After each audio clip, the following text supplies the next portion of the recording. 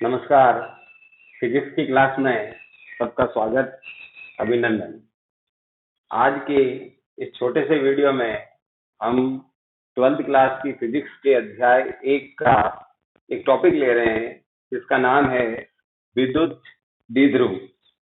अंग्रेजी में इसको इलेक्ट्रिक डाइपोल के नाम से जाना जाता है।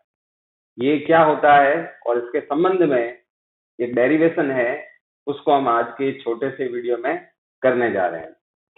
इलेक्ट्रिक डाइपोल का मतलब होता है दो आवेश, एक आवेश बिंदु आवेश यहाँ पे और दूसरा आवेश जो इससे कुछ दूरी पर स्थित होगा। ये कुछ दूरी पर एक दूसरा आवेश स्थित है। ऐसे दो आवेश होंगे। इन दोनों आवेशों की जो प्रकृति होगी वो एक दूसरे से विपरीत होगी। मतलब एक आवेश माइनस होगा तो दूसरा आवेश प्लस का होगा, लेकिन दोनों जो है वो आवेश परिमाण में समान होंगे।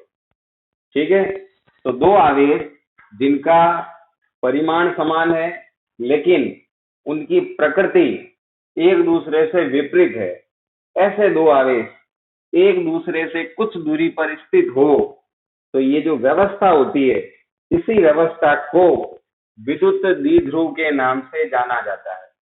ठीक है, ये जो व्यवस्था होती है ना, जिसमें दो आवेश होते हैं, दोनों आवेश एक दूसरे से कुछ दूरी पर होते हैं, एक आवेश दूसरे आवेश से विपरीत प्रकृति का होता है लेकिन दोनों के परिमाण समान होते हैं, तो ऐसी व्यवस्था जो होती है इसको हम विद्युत द्विध्रुव के नाम से जानते हैं। ठीक है, इसका जो मध्य बिंदु होता है उसको हम O बिंदु से लिख सकते हैं तथा इनके मध्य की दूरी को हम 2a मान लेते हैं। क्या मान लेते हैं? 2a मान लेते हैं। तो ये व्यवस्था पूरी जो है वो विद्युत द्विध्रुव कहलाएगी। अब इससे आगे का ही हेडिंग जो इससे जुड़ा हुआ है वो हेडिंग क्या है? विद्युत द्विध्रुव आघूर्ण। क्या है वो? विद्युत द्विध्रुव आघूर्ण। इसको हम स्मॉल p से या रो से डिनोट करते हैं। स्मॉल p से या रो से डिनोट करते हैं। ठीक है, विद्युत द्विध्रुव आघूर्ण क्या होता है? इसमें क्या होता है, जैसे ये विद्युत द्विध्रुव की जो व्यवस्था है, इसका मध्य बिंदु O है। हम क्या करें, इस विद्युत द्विध्रुव को इस मध्य बिंदु के सापेक्ष क्या करें? घूर्णन कराएं। तो जब हम घूर्णन कराएंगे तो घूर्णन गति के अंतर्गत क्या होगा? आघूर्ण पैदा होगा। तो हम वैसी व्यवस्था को क्या कहेंगे? विद्युत द्विध्रुव आघूर्ण कहेंगे। विद्युत द्विध्रुव आघूर्ण ज्ञात करने का एक सूत्र होता है आवेश इंटू आवेश के मध्य की दूरी, आवेशों के मध्य की दूरी। ये जो है वो द्विध्रुव आघूर्ण ज्ञात करने का सूत्र होता है। तो आवेश यहाँ पे दोनों में से कोई भी ले लीजिए, Q, और मध्य की दूरी कितनी ली है अपन ने? 2a। तो रो बराबर क्या हो गया? 2aq। ये विद्युत द्विध्रुव आघूर्ण का सूत्र होगा। ठीक है, विद्युत द्विध्रुव आघूर्ण जो है वो एक सदिश राशि है, इसीलिए अगर इसको हम सदिश रूप में लिखें तो लिख सकते हैं रो सदिश बराबर 2aq। यहाँ पे a के ऊपर तीर का निशान आ जाएगा क्योंकि a जो है वो सीधी दूरी है, विस्थापन है, इसीलिए हम इसको a के ऊपर तीर का निशान लगा देंगे। तो रो सदिश बराबर हो जाएगा 2a सदिश इंटू q। ये इसका सदिश रूप हो गया। अब इसका सूत्र ये हो गया, तब इसका मात्रक क्या होगा? तो विद्युत द्विध्रुव आघूर्ण का जो मात्रक हो जाएगा वो हो जाएगा 2a। 2a में दूरी का मात्रक क्या होता है? मीटर, और q माने होता है आवेश, आवेश का मात्रक होता है coulomb. Coulomb into metre, coulomb into metre, ये इसका मात्रक हो जाएगा। ठीक है, अब ये मात्रक ये हो गया, तो अब इसकी विमा क्या होगी? तो विमा हो जाएगी इसकी, कूलाम की विमा कितनी होती है? A1 T1 आवेश की विमा, और दूरी की होती है L1। सही क्रम में लिखें तो M0 L1 T1 और A1। ये विद्युत द्विध्रुव आघूर्ण की क्या हो गई? विमा हो गई। ठीक है, तो एक दो छोटे छोटे हेडिंग थे, एक तो था विद्युत द्विध्रुव और उसी से जुड़ा हुआ था विद्युत द्विध्रुव आघूर्ण। अब इसी के ऊपर आधारित एक डेरिवेशन है, ठीक है, वो डेरिवेशन हम करते हैं।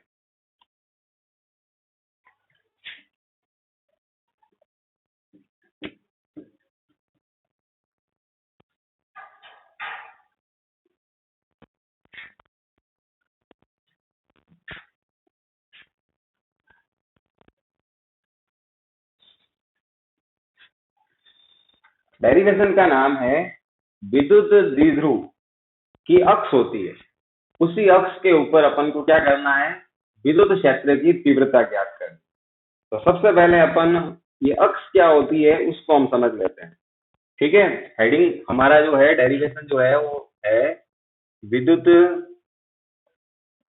द्विध्रुव की अक्ष पर विद्युत क्षेत्र की तीव्रता। ये डेरिवेशन का हेडिंग है, डेरिवेशन का नाम है, ठीक है।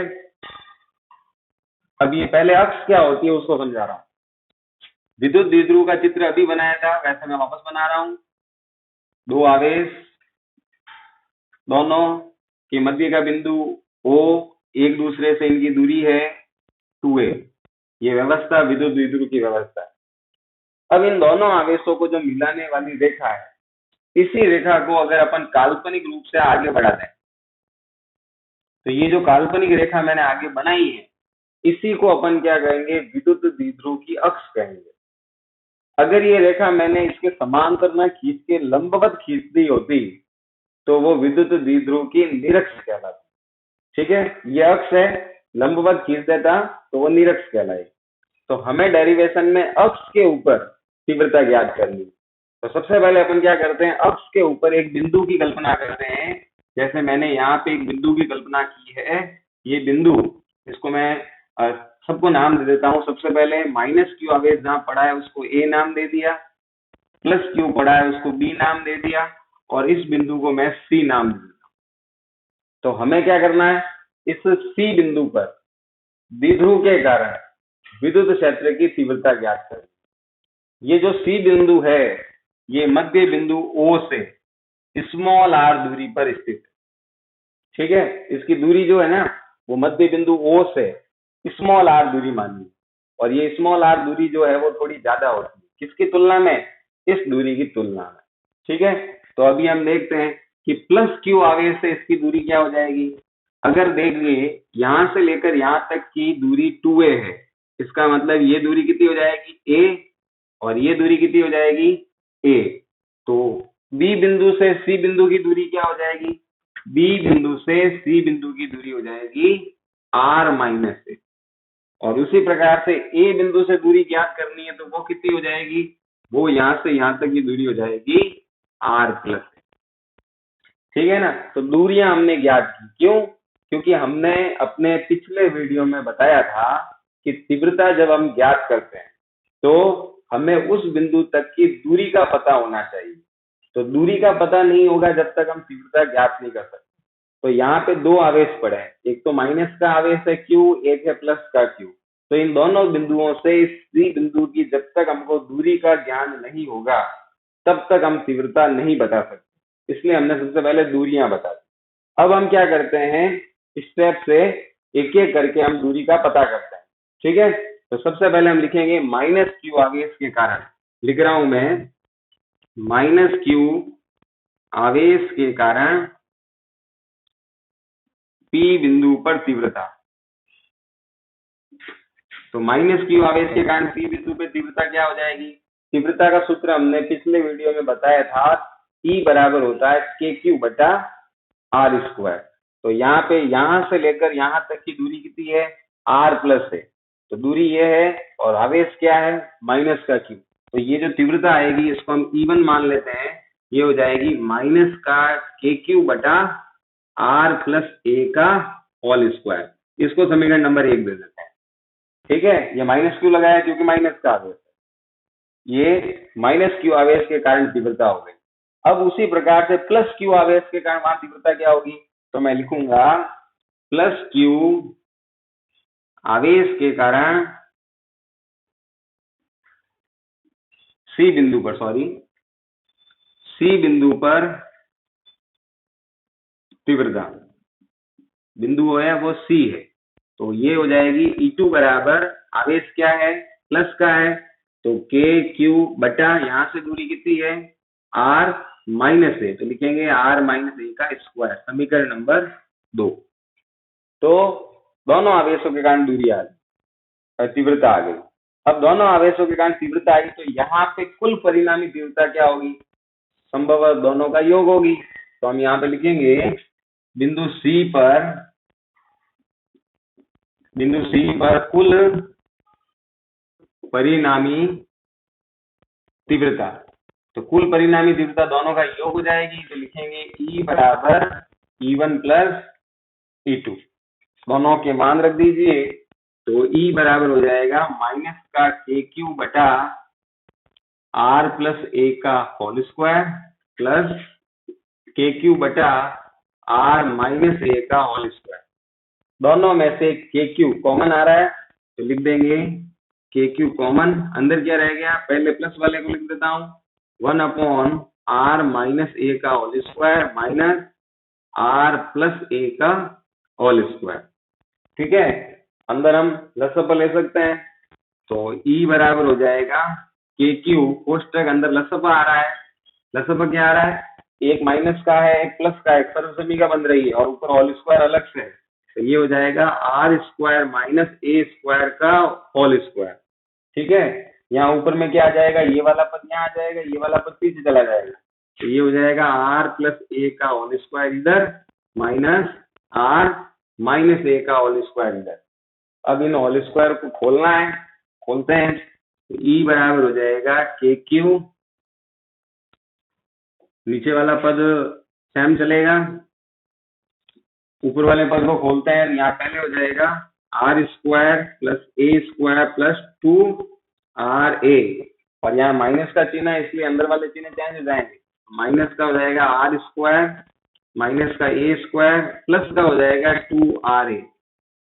खोलने से अब क्या हो गया, कुछ चीजें कट रही है, तो आर स्क्वायर से कट रहा है, ए स्क्वायर से कट रहा है, तो अब बाकी क्या बचा, 2RA ये दोनों जुड़ रहे हैं, 2RA जुड़ के क्या हो रहा है, 4RA, और बटे में वो चीज चल रही है। ठीक है, मैं इधर से मिटा रहा हूं, देखना,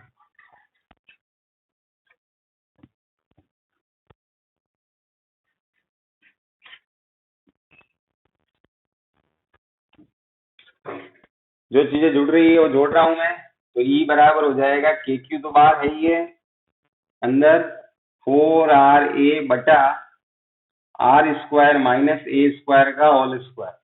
ठीक है, अब मैंने आपको पहले ही कहा था यहाँ एक शर्त लगानी है, यहाँ से O बिंदु से C बिंदु की जो दूरी है वो स्मॉल r है, वो बहुत बड़ी दूरी है, किसकी तुलना में, मैंने कहा था इस दूरी की तुलना में, तो यहाँ लिखेंगे हम r ग्रेटर देन है a की तुलना में, इसीलिए जब हम r का स्क्वायर करेंगे तो वो तो और भी बड़ी हो जाएगी a स्क्वायर से, तो आर स्क्वायर की तुलना में ए स्क्वायर बहुत छोटा है, इसीलिए अपन इसको क्या कर देते हैं, ए स्क्वायर को लगभग नगण्य या 0 मान लेते हैं। ये ऐसा यहाँ कर दिया जाए तो E बराबर क्या हो जाएगा, के क्यू अंदर हो जाएगा 4RA बटा आर स्क्वायर ही बचेगा, ए स्क्वायर तो 0 हो गया और आर स्क्वायर का स्क्वायर है तो अंदर हो जाएगा r की घात 4, ऊपर एक r है नीचे r की घात 4 है, तो यहाँ से ये कट रहा है, तो E बराबर क्या बन गया, के क्यू ऊपर हो गया 4A बटा नीचे हो गया R क्यूब। अब इस 4A के हम टुकड़े कर रहे हैं, तो मैं उधर से मिटा रहा हूँ, 4A के हम टुकड़े करेंगे,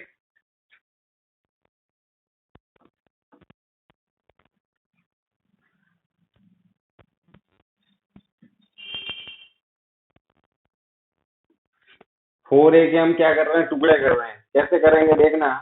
अभी जो पद है वो मैं वापस लिख रहा हूँ यहाँ पे, E बराबर है के क्यू इंटू 4A बटा आर क्यू। अब मैं 4A के टुकड़े कर रहा हूँ, कैसे कर रहा हूँ देखना, E बराबर के क्यू, इसको लिख रहा हूँ मैं 2 इंटू 2A बटा आर क्यू। ऐसा क्यों लिखा मैंने, ऐसा इसलिए लिखा क्योंकि 2A क्यू को अपन क्या कहते हैं, रो कहते हैं, क्योंकि ये विद्युत द्विध्रुव आघूर्ण होता है, तो अब वही पद हम यहाँ डाल दें तो E बराबर क्या हो जाएगा 2kp या k रो बटा r क्यूब। यही विद्युत द्विध्रुव के कारण उसकी अक्ष के ऊपर तीव्रता का सूत्र होगा, तीव्रता का मान होगा। क्या सूत्र आया? E बराबर 2kp या 2kq k रो बटा r क्यूब। ये E का मान है। अगर इसको सदिश रूप में लिखना है तो क्या लिखेंगे? इसका सदिश रूप क्या हो जाएगा? E सदिश बराबर हो जाएगा 2k रो सदिश बटा r क्यूब, क्योंकि विद्युत द्विध्रुव आघूर्ण क्या होता है? सदिश राशि होती है। तो इस प्रकार से हमने आज के इस वीडियो में 2 हेडिंग और एक डेरिवेशन विद्युत द्विध्रुव के संबंध में उसकी अक्ष के ऊपर तीव्रता को ज्ञात करने का फॉर्मूला ज्ञात किया। आप इसे समझना। वीडियो अच्छा लगे तो लाइक करना और शेयर जरूर करना। धन्यवाद।